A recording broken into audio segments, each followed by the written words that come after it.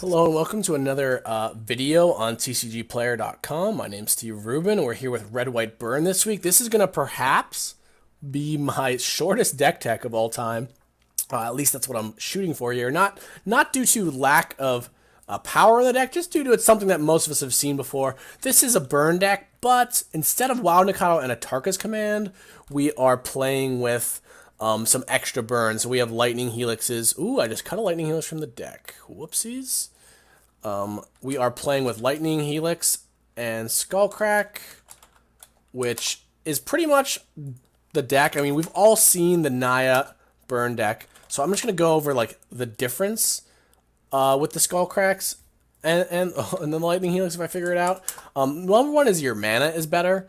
When you're playing with the green version, you pretty much always have to go Stomping Ground into your Sacred Foundries, because that lets you cast your Tarka's commands, lets you cast your Wild Nikado, and lets you cast your Boros Charm. Essentially, this version is mostly just white. You have one Stomping Ground instead of two, so you have one less Shockland. You're playing some Inspiring Advantages. Just so you have Revelry. You need Revelry in the board. You need to be able to kill Leyline of Sanctity. You need to be able to kill Ensnaring Bridge, Phyrexian Unlife, stuff like that. So pretty much you're taking a lot less damage from your mana, and you have more burn. Because you don't have the Wild Nikados, you're just going to be able to top deck and win more often, which is something that's not...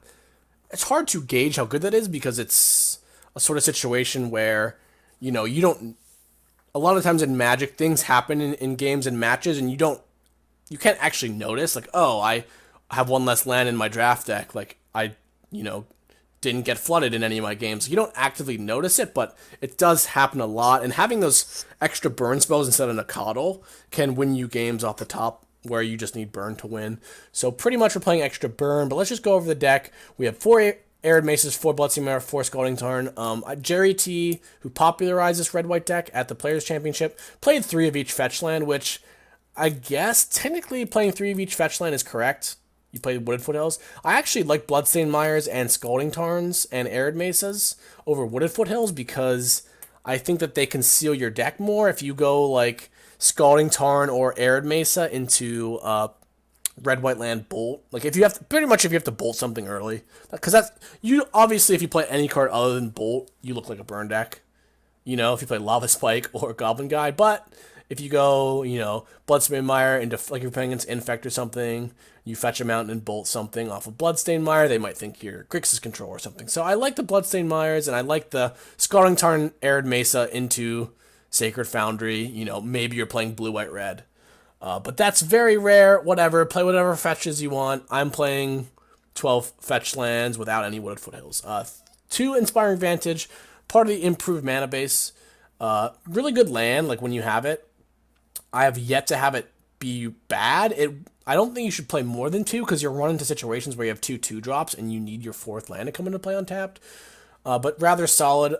You still need the fetch shock because you really want to thin your deck, and you have Searing Blaze, so it's important to play all the fetches anyway, even though you have no main deck green cards. 3 mountains, pretty self-explanatory. Enough that you can fetch them and not take any damage off several. Enough to be able to get pathed and play them. Pretty much 3 is the magic number. Like 4th is kind of redundant, and drawing multiple mountains can be very awkward. 2 Sacred Foundries, whatever, for fetching, and your Stomping Ground for fetching. All right, and that's it. We have, let's go over the creatures, the 1-drops, 4 Goblin Guide, 2 Grim Lavamancer, 4 Swift Spear. Those are your 1-drop creatures. You don't have the Nikados, so this deck is a lot less... I'm not going to say... What is the best way to put it? You're not as often going to have, like, the nut draws, but after turn 1, I believe that this deck is a lot better, because you're just, instead of drawing Wild Nikados, you're drawing Helix and Skullcrack. But that being said, Modern is a turn 1, turn 2, turn 3 format. So I'm not sold, but, you are playing less 1-drops, which means you're going to go like 1-drop, 1-drop, 1-drop less often. But there are a lot of matchups where, against Control, where you'd rather just have more burn. And we'll get into that later. We have 4 Lava Spikes, obviously goes in a burn deck, Lightning Bolts, 1 Shard Volley, just the kind of extra cheap burn spell that you don't really want to ever draw 2. 2 Skullcracks, just you're a lot worse than a Tarka's Command, obviously, but easier on the mana. So we're playing it here.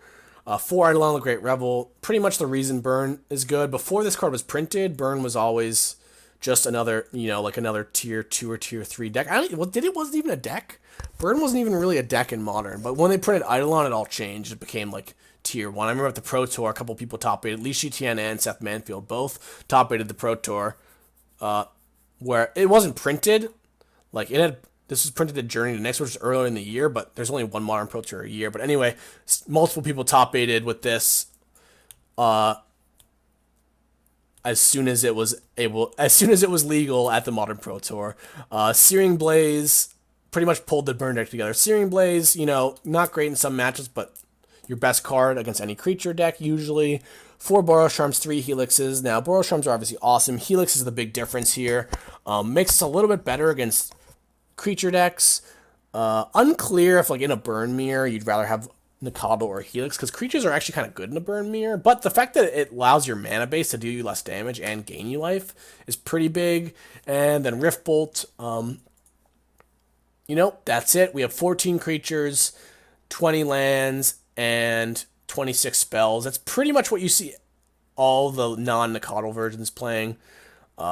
Pretty self-explanatory, that's tried and true recipe for the Burn deck in Modern. I don't really need to go into... There's no tech in this deck.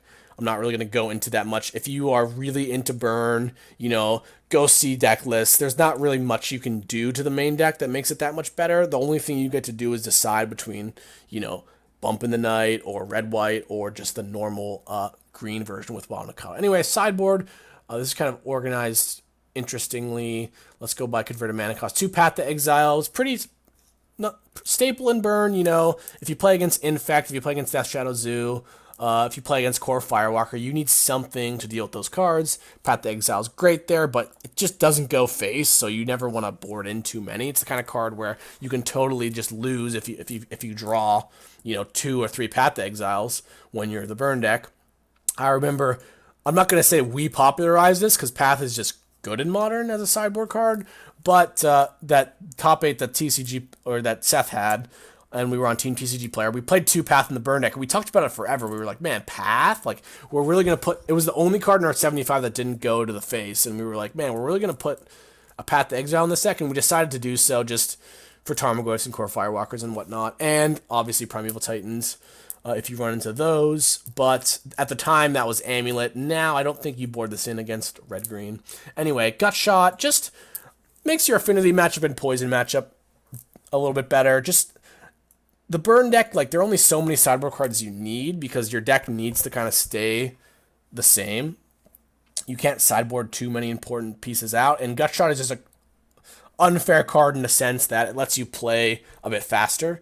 Which is pretty reasonable. Rest in Peace and Ravenous Trap. These are for Dredge. Dredge is really popular. The reason we have this split is because I think that Rest in Peace can be really good in other matchups. Like if you randomly play against Storm, if you play against a Living End deck. But the most important thing is I think that Rest in Peace, even though you should probably... this could backfire, I think Rest in Peace is good right now because Grixis Control is getting really popular. Grixis Control...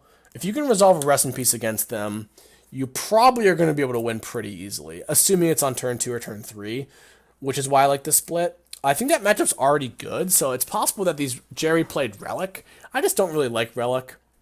I think it's a bit slow and isn't actually that good against Dredge because they have fetch lands, they have insolent neonates.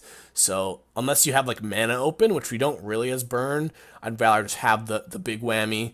2 Skull Cracks, just extra cards against decks that gain life. 3 Revelries, you need to kill Bridge. I already talked about this. You just need the green. You need to be able to kill Sun Droplet. You need to be able to kill Spellskite and Snaring Bridge. Enchantments like Leyline and Phyrexian Unlife are the reason that you play this over Smash to Smithereens. Like, yeah, you can play Smash to Smithereens, but it leaves you vulnerable to those. So just one Stomping Ground is enough for the 3 Revelries. 2 Deflecting Palms. Biggest difference between me and Jerry is like I'm playing another Deflecting Palm. I kind of am in love with Deflecting Palm because all the time, whenever I lose to Burn, it always seems to be like when you ever get mad. People get mad in Magic when your opponent sideboards in a card that like beats you that you weren't expecting, and you don't think it's good in the matchup. Like I remember losing to Burn multiple times on Moto when they sided in against like my Abzan deck or whatever, just Deflecting Palming my Goyf or my Scavenging Ooze, and I was like, man, like Can't believe I lost to that. I actually just think that Deflecting Palm Tree is a really good card, and it's really good in a meta where people are playing Infect and Death Shadow Zoo. The thing about Palm is that the decks that it's really good against, they have Jataxian Probe, so I don't think the answer is not to just like play 4 Palms. I think that 2 is like enough. You don't really want to be in situations where you draw non-burn spells, which is part of the reason you only have 2 paths. That's it. That's the down and dirty deck tech real quick. Gonna hop into some matches, play some, show you how the deck goes. I mean, I know that this is not the most exciting deck, but this is a deck I'm considering for the Mox playoff event, which is Modern, and I was thinking that a lot of people are kind of moving their Spurn Hate sideboard into Dredge Hate, because Dredge is like the better and more prevalent deck. So I think that it's actually reasonable right now to play Burn. It's been doing pretty well on Moto, like, you know, it did. Sandy Dog, MTG, Brandon Burton did win Grand Prix with it, like, what? It must have been 4 months ago. So it's still obviously always a fine deck. Never a bad choice. And that is my Burn deck tech. I'll see you guys for round 1.